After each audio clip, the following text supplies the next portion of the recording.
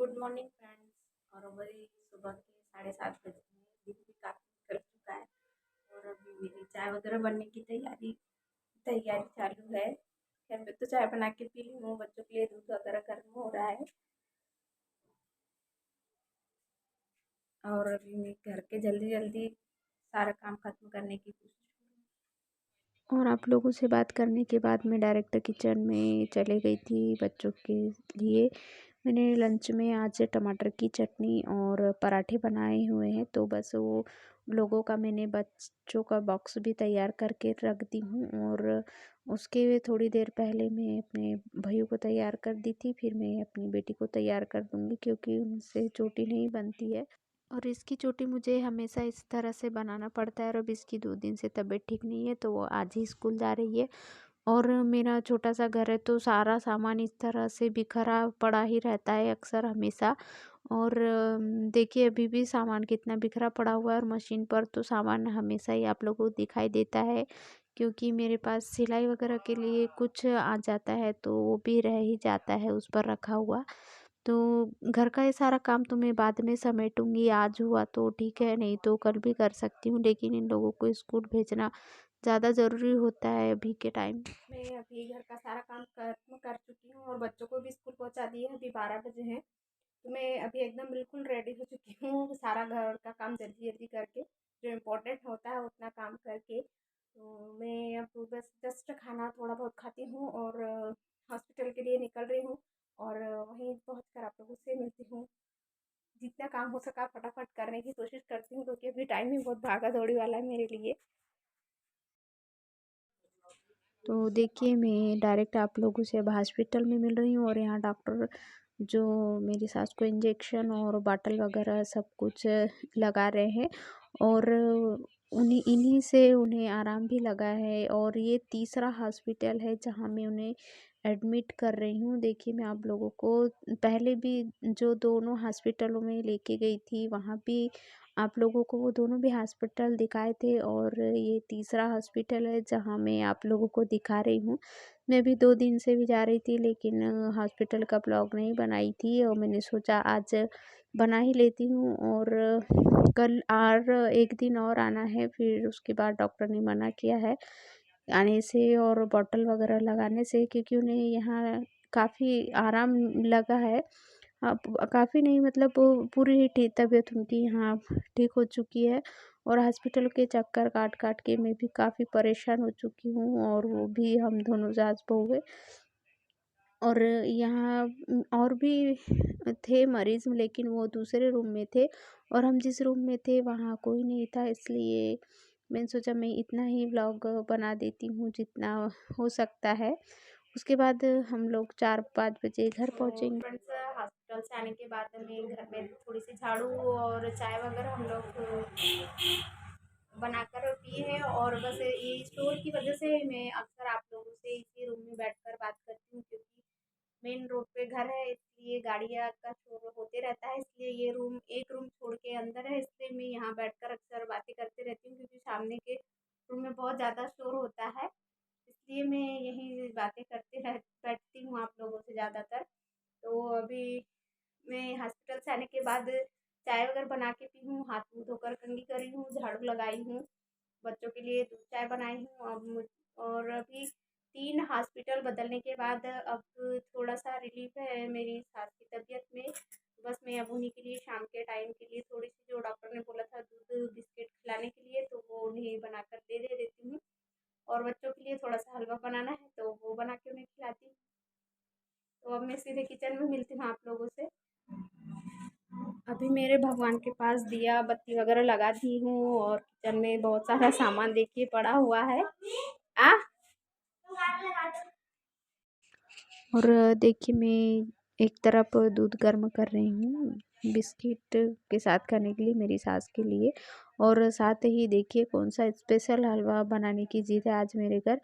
मेरे घर तो ये पैकेट मिलते नहीं हैं, और पैकेट आप लोगों को दिख रहा होगा कौन सा है, तो मैं बस उन लोगों की ज़िद ही पूरा करने के लिए उन्हें खोल कर उन्हें बनाकर खिलाने की कोशिश कर रही हूँ कि इन लोगों को पैकेट जब से मिला है जब से उसे ही खाने की ज़िद करे जा रहे थे, तो मैंने सोचा इन्हें कच्चा नहीं खिलाती हूँ, तो दोनों को बताया कि इसका हलवा बनता है, तो बस दोनों को उसी की ज़िद लगी हुई थी।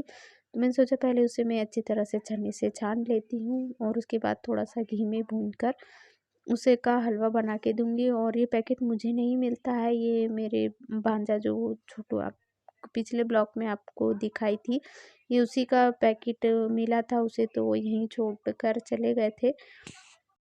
तो ये पैकेट 2 दिन से मेरे घर में रखा हुआ था, लेकिन मुझे टाइम नहीं मिल रहा था, इसलिए मैं उन्हें बनाकर नहीं खिला पाई बच्चों को। तो आज थोड़ा-सा टाइम मिला है, तो मैंने सोचा उन लोगों को बनाकर खिला देती हूँ, ताकि उन लोगों को भी तसल्ली हो जाए कि कैसा लगता है, अच्छा लगता है या नहीं लगता है। क्योंकि इन लोगों की 2 दिन से जिद थी इसे खाने के लिए, और खोल कर रखे थे, घर में कहीं फैला भी दिया है। तो मैंने सोचा आज इनकी जिद पूरी कर ही देती हूँ। तो मैं इसे पहले छान लेती हूँ और अच्छी तरह से घी में भूनकर इसमें थोड़ी-सी शक्कर भी डालूँगी मैं ऊपर से टेस्ट के अनुसार, और मैं पानी पहले ही डाल दी थी और ये थोड़ा मीठा भी होता है, इसलिए मैं इसमें शक्कर कम ही डालूँगी। और दोनों को आज पेट भर खिला भी दूँगी ये। और खाने में भी ये कैसा है पता नहीं, पहले तो मैं कभी बनाई नहीं थी, और कभी खाया भी होगा तो शायद मैं भूल गई होंगी।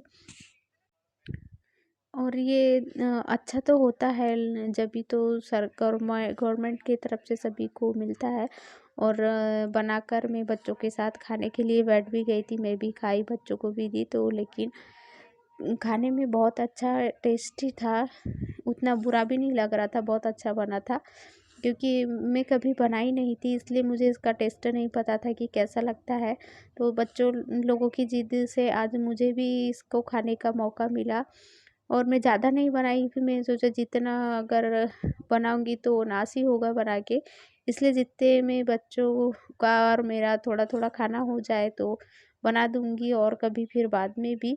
तो ये खाने के बाद फिर दूसरी ज़िद हुई कि आमलेट खाना है, तो बस मैं उसी की तैयारी के लिए लगी हूँ। तो मैं तवे पे मैं तेल डालकर थोड़ा-सा जीरा डाल दी हूँ, और अंडे को पहले ही कटोरी में घोल कर रख लेती हूँ, क्योंकि मुझसे डायरेक्ट तवे पर तो अंडा फूटता नहीं है, तो मैंने सोचा मैं उसे कटोरी में ही फोड़ कर रख देती हूँ। तो और कटोरी में मैं हल्दी, नमक और मिर्च पाउडर ऊपर से ही डाल दी थी, क्योंकि बच्चों के लिए मैं इसी तरह से आमलेट बनाती हूँ, उसमें कुछ भी नहीं डाल रही हूँ, मैं आप लोगों के सामने ही बना रही हूँ। सिर्फ थोड़ा-सा तेल में चुटकी भर जीरा डालकर, और जो अंडा फोड़ के रखा था कटोरी में, उसी में मैं थोड़ा-सा मिर्च पाउडर, धनिया का पाउडर सब उसी में डाल दी थी। और देखिए बच्चों के लिए ये इसी तरह से बनाना अच्छा होता है, क्योंकि ज़्यादा तीखा तो बच्चे लोग खा नहीं पाते हैं।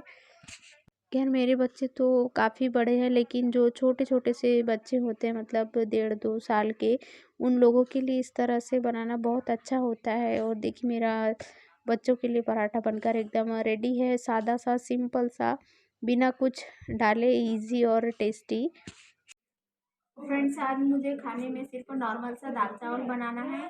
नहीं, चावल तो बनाना ही नहीं है, सिर्फ रोटी बनाना है। दाल और रोटी बनाऊंगी क्योंकि अभी मौसम बहुत ज़्यादा ख़राब है, जिसकी वजह से बच्चों को, ये सभी को भी सर्दी जुकाम होने का तो डर ही है। तो बस इसीलिए मैं सिर्फ गरम गरम दाल और रोटी बनाऊंगी। अभी हलवा और बच्चों ने आमलेट तो खा लिया है।